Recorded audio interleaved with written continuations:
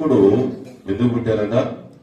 తన ప్రజలను వారి పాపముల నుండి ఆయన రక్షించడానికి వచ్చారు.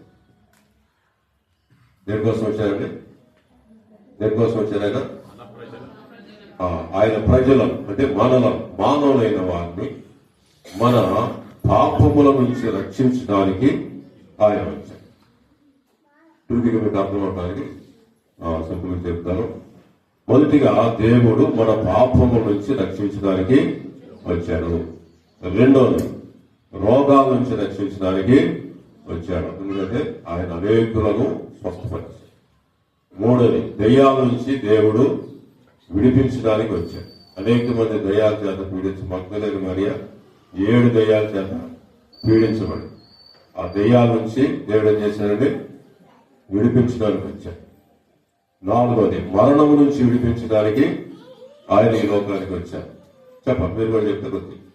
నాలుగోది ఏంటంటే మరణము నుండి రక్షించడానికి వచ్చారు. హిజ్కియా మరణకరమైన స్థితిలో ఉండగా దేవుడి సన్నిధిలో ప్రార్థన చేసుకున్నప్పుడు దేవుడు మరణము నుంచి విడిపించి 15 సంవత్సరాల ఆయుష్ను దేవుడు ఇచ్చారు. చెప్పలు కొడదాం ప్రభు నామాన్ని. లాజరు చనిపోయిన తర్వాత 4 రోజులు సమాధిలో ఉన్న తర్వాత బ్రతికించి మళ్ళా కొంతకాలం జీవించడానికి మరణం నుంచి విడిపించారు. ఐదవది నరకము నుంచి దేవుడు విడిపించడానికి రక్షించడానికి లోకానికి వచ్చారు. 5 విషయాలు. మొదటిది ఏంటంటే గుర్తుండే వచ్చిపోయారు. మొదటిది పాపం నుంచి రక్షించడానికి, రెండోది రోగాల నుంచి రక్షించడానికి, మూడోది దయ్యాల నుంచి రక్షించడానికి, నాలుగోది మరణం నుంచి రక్షించడానికి, ఐదోది నరకం నుండి రక్షించడానికి.